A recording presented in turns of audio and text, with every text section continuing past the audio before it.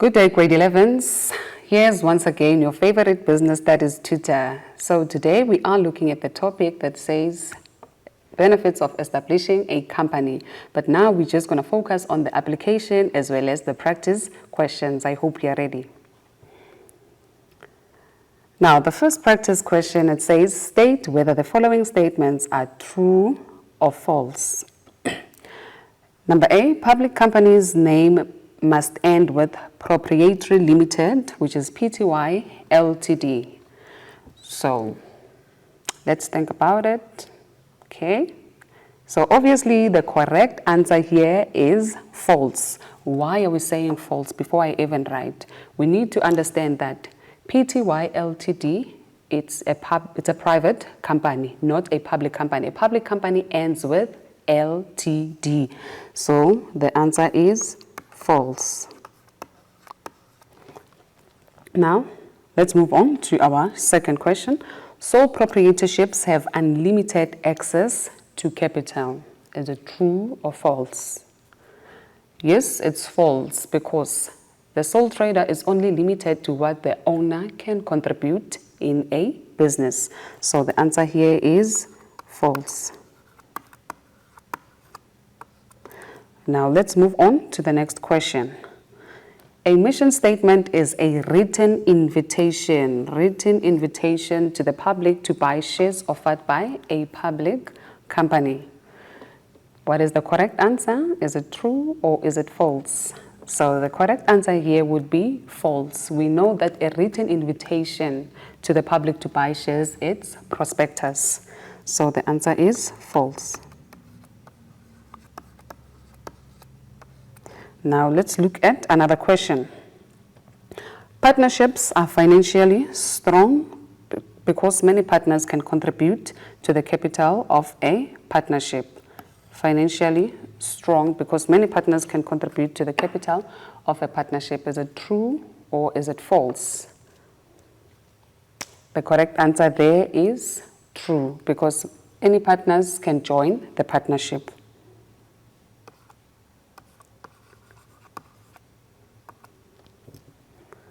Then let's move on to the next question. Read the scenario below and answer the questions that follow. Henry Feather Dusters, HFD. Henry established his business alone. He manufactures feather dusters. Henry wants to convert his business into a company that will allow him to have limited liability.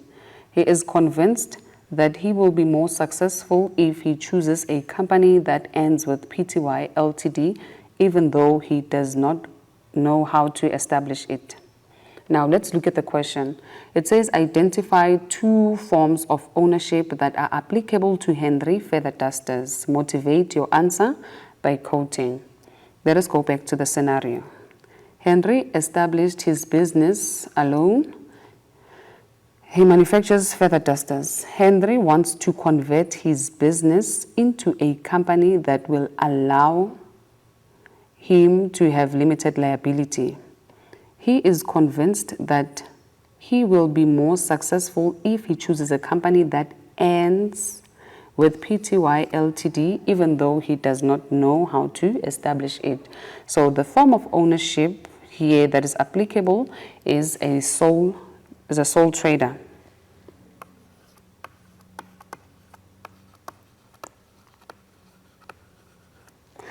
Obviously, you would quote from the beginning. Henry established his business alone. He manufactures feather dusters. So this would be our motivation for number A. So that would be our motivation. So let's move on to number B. Another form of ownership applicable in this scenario is a private company. The statement that certifies what we are saying is he is convinced that he will be more successful if he chooses a company that ends with Pty Ltd, even though he does not know how to establish it. So that Pty Ltd tells us that another form of ownership that is applicable in this scenario is a private company. So you will have to quote from the beginning of this sentence up until the end in order to motivate our number B. So this would be the motivation for number B. Now let's move on to the next question. Differentiate between forms of ownership identified in question 1 above. We identified the private company and the sole proprietorship. The private company may not offer shares to the general public. So we know very well that it's only a public company that can sell shares to the public through the JSE. So the private company cannot sell shares to the public, but it sells their shares to existing shareholders. Then the name must end with Proprietary Limited or Pty Ltd, like we have quoted in the scenario there. The name of a private company ends with Pty Ltd. Minimum of 1 director. So there has to be a minimum of 1 director in a private company. Now let's look at the sole trader. The company can simply start doing business anytime they want. Since it's easy to start this form of ownership that we call a sole trader or a sole proprietorship, so the business can be started at any given time because it's easy to start this form of ownership. Business is ran as the owner sees fit because it's one person who owns this business. So the owner runs the business anyhow that he sees it's fit for his business. The assets and profits of the business belongs to the owner. So all the assets of the business, all the profits of the business, they belong to one person who is the owner of a sole trader. Now let's look at another question. Question 3, it says, explain the differences between limited and unlimited liability.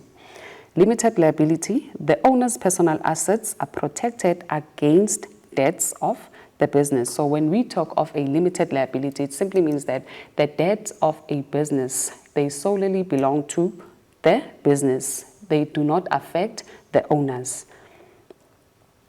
Applicable to forms of ownership or companies that have a separate legal entity or personality. So limited liability, it's applicable to the forms of ownership that have a separate legal entity whereby the business, it's registered on its own, and then there are also shareholders and owners on the other side. Then unlimited liability, the owner's personal assets may be seized to pay for the debts of the business. So in unlimited liability, it simply means that there's no distinction between the debts of the business as well as that of the owner. When the business is owing, then it simply means that the personal possessions of the owner can be taken away to pay for the debts of the business. Now let's continue. Unlimited liability is applicable to a sole proprietorship and partnership as they do not have a separate legal entity or personality. So the unlimited liability is applicable to these two forms of ownership because we cannot separate the partners of a partnership with a partnership, meaning the debts of a partnership are those of the partners as well. The debts of a sole trader are those of the owner. So that's why they have unlimited liability. Now let's move on to the next question. Advise Henry on the benefits of establishing a company over other forms of ownership. A company has its own legal identity and has limited liability, unlike a sole trader. So a benefit that Henry could have when establishing a company is that a company has its own legal identity, meaning you can be able to register the company and the company can be able to buy assets in its own name because it has a legal identity rather. Companies bring in more investors to fund the setting up of a business, whereas a sole trader mainly relies on the funds of the individual owners. Another benefit of establishing a company for Henry would be that companies are able to get more investors through the issue of shares, unlike the sole proprietor whereby the business actually is only limited to what the owner brings to the table. Directors are more likely to take risks of growth opportunities compared to sole traders. So in a company is that since it's managed by a competent board of directors, those directors are even willing to take risks which can make a business to grow, a risk which can give us opportunities as a company. With that being said, let us just go for a quick ad break. Stay tuned.